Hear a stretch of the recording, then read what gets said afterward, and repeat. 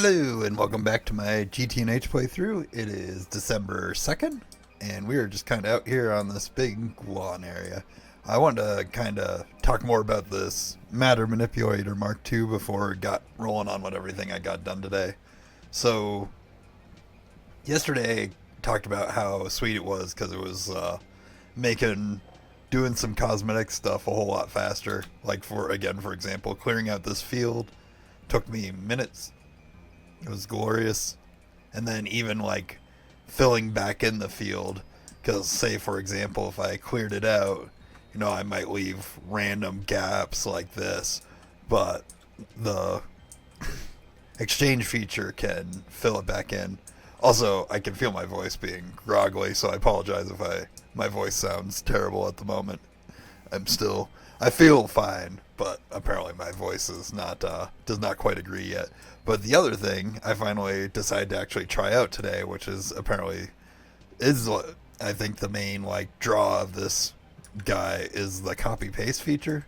So I just threw up this multi-block just to kind of act as a demonstration. Obviously, I don't need this random assembler in the middle of the field. But the copy paste mode, so first off you go over to set mode, copying, and then you right click again and you're going to hit mark copy. So in this case I'm going to hold shift and click so I can click on the specific block instead of the one in front of it. Then I'm going to come over here, and this time I'm not going to hit shift because I want to capture this battery buffer as well, and I'm going to right click like this, and now we suddenly have this like blue shape formed. Now if I right click and go mark paste, I can just kind of click right here, and then we just walk a little bit away from it, or at least not be pointing at the group, and boom.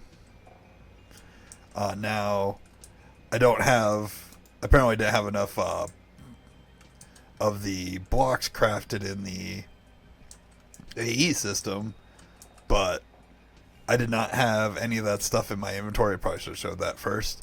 And it even like copied down, and it doesn't have to match specifically the two things. Like it copied putting two batteries in the battery buffer. It's got the directions right. Like this guy is facing west, this guy's facing east. I mean, yeah, it's pretty awesome. And this is definitely going to be a game changer for speeding up stuff and kind of like exploding our production out as they go forward. But just kind of want to show that off. I am going to hit Control Z to clear it out. Now I'm going to change the mode to geometry. I'm going to middle click to set all the blocks to air, then kind of go like this.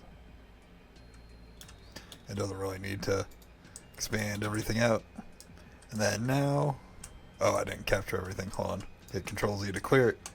Just go from here to like here. And then now, boom. What did I do? Did I just... Oh, it's because of the glass. I didn't realize that if you broke glass with this, it still did that weird darkness thing. That's funny. But, see, all gone. And it goes right into the AE inventory. Like if we look up assembler, boom, they're already in here. So this thing's really sweet. And if you wanted to get it work with your AE system, all you got to do is run it through the security terminal. It doesn't hurt it to run it through again, but you literally just drop it in here, boom. So with that knowledge, what did I do today? We'll come back to this. I finished up creating my component assembly lines. So what I've got going on down here, I've kind of showed this off a few times. On this side is circuit assembly lines, where I've got these are the 4 crystal ones from the regular processor to the mainframe.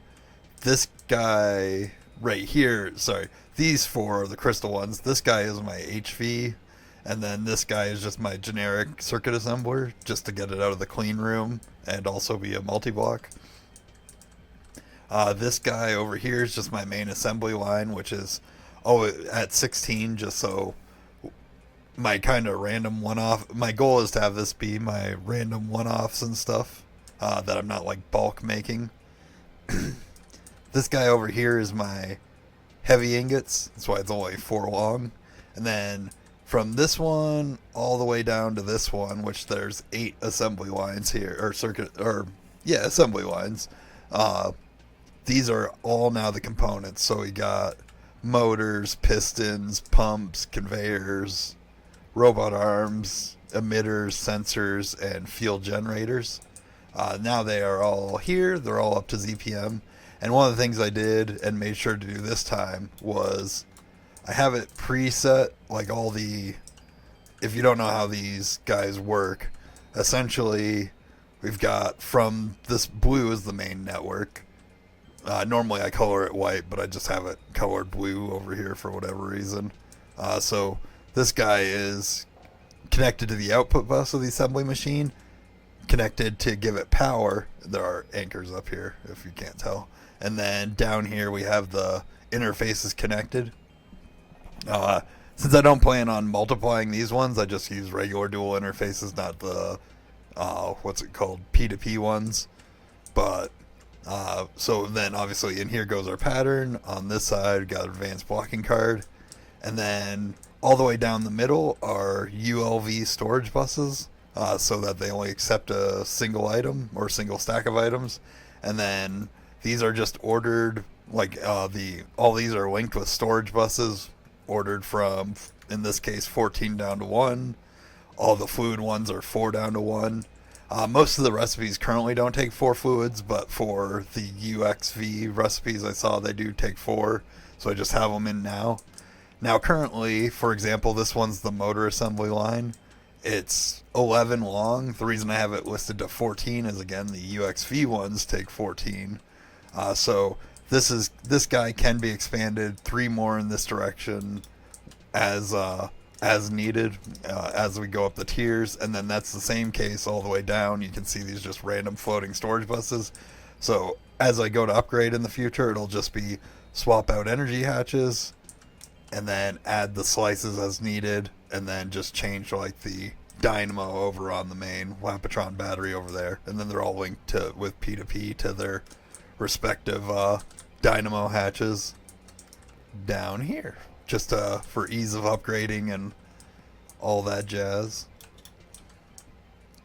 Now I built this one by hand, and then realized halfway through building this one, why not use the matter manipulator? So the rest of these went a whole lot faster.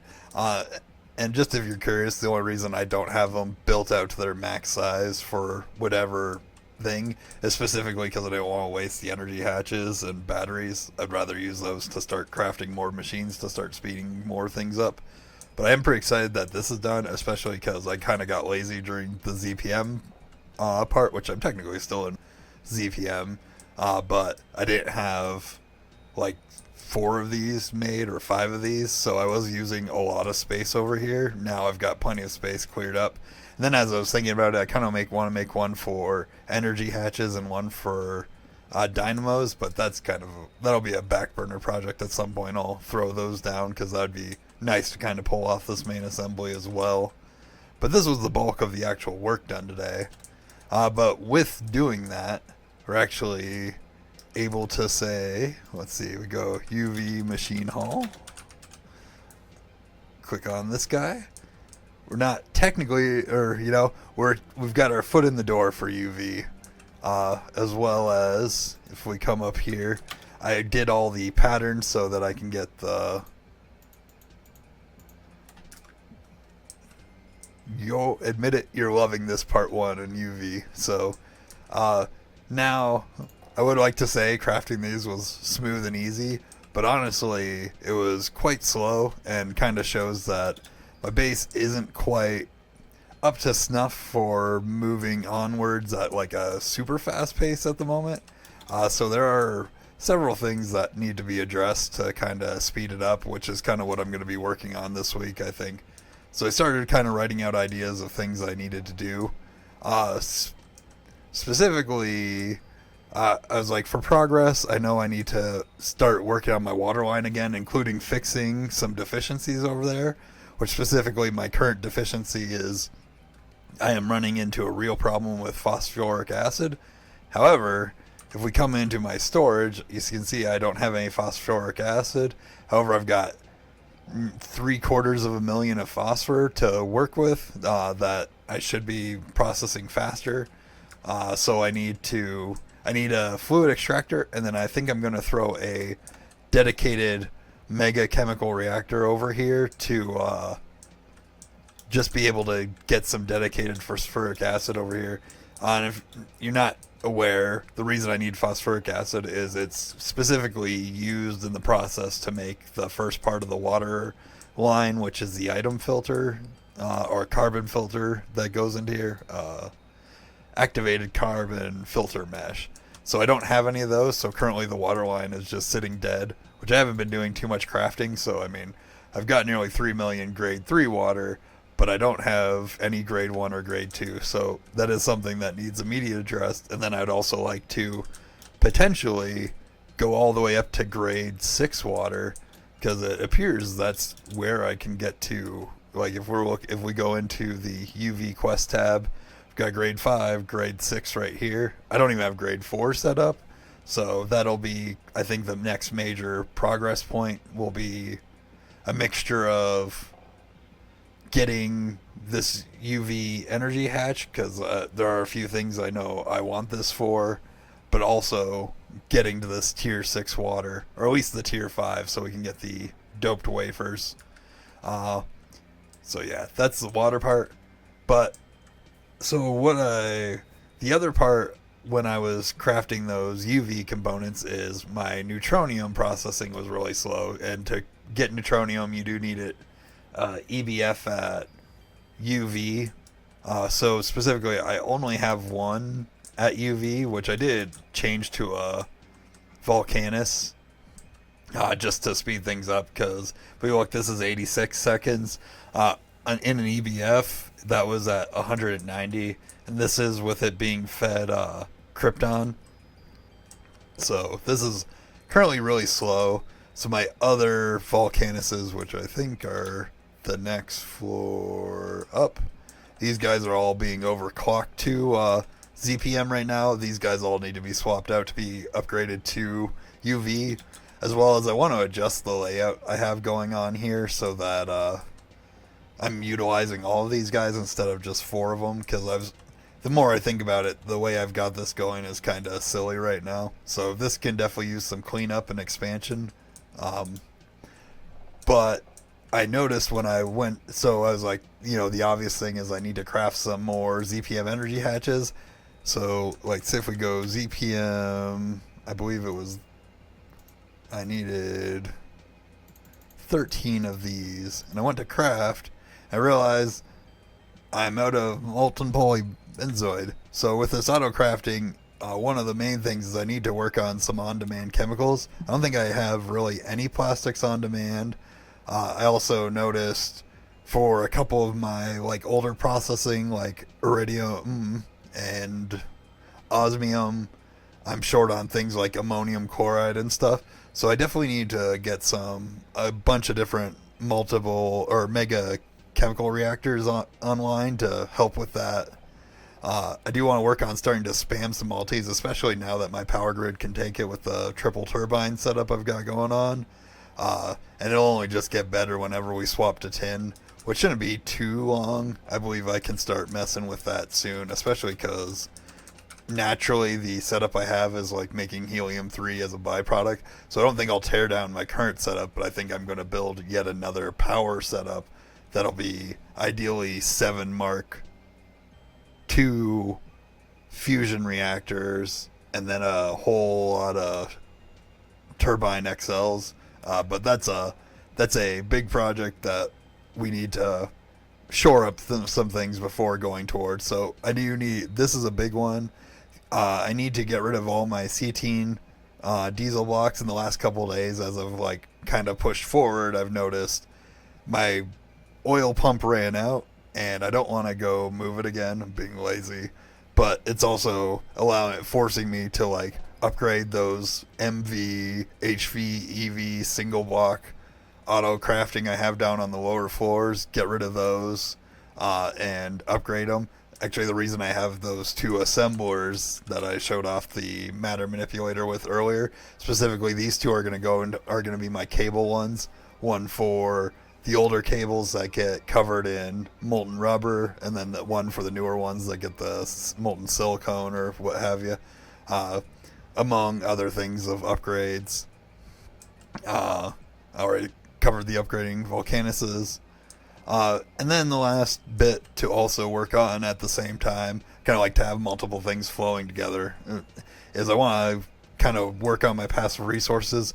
So specifically, I kind of was thinking about it. I want to set up bees on solar, just because my bee area is currently run on MOX reactors and then like a backup power from the main power. But if I can pull most of the bees off onto solars, I can spam way more industrial apiaries until I can unlock the mega apiary, which I forget what tier that is. I'll have to look into that again. But just to help with that, because there are, again, like say things like the phosphoric, I could spam more, but currently that power down there can't really take it.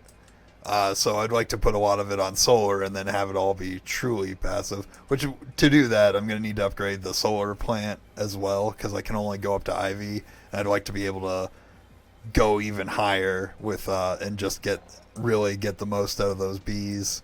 I'd also like to set up some more extreme entity crushers. Not too many, but just a couple things just to make sure I never have to worry about gas tiers or any of that stuff, for example. And then finally, just I have a bunch of bees I need to catch up on breeding. Like I can Americanium bee, and then everything before that, like the luteum bee, I need to do this whole little decaying area. I still need to make my I think I made my Nequata bee, but I need, if I recall, I can't remember if I made the Nequardia bee. Let's see. The bee breeding book will tell me. There's quests for those. Bee breeding. We got thorium, plutonium. Oh no, I have not even made the Nequata yet. So yeah, there's a bunch of bees I need to craft and just kind of get on passive and get that all caught up. So I'm pretty excited. There's a lot to do, and especially coming off of being sick, I'm feeling extra motivated. Putting the walls up on the tower was nice. Don't get me wrong, I still need to do like glass and make like nice entryways and stuff. Like I've got plans for these. And this guy's a secret. This will slowly be built in the background, but this thing has a purpose. This is for kind of my thought for, we'll just say this is something for the very end of the game, and we're gonna get to the end of the game. It's official now. I've thrown my own GTNH symbol down in the world, so that means we gotta go all the way. So, but yeah, like I said, I'm excited for the progress. I think for today specifically, I'm going to start off with, or tonight I should say, setting up some mega chemical reactors, as well as getting all this stuff off of C18 diesel. I think I'm going to do both those at the same time, and then get some on-demand plastics, and yeah, go from there. So thank you for watching, and I will see you guys tomorrow, hopefully with a whole lot of progress. Goodbye.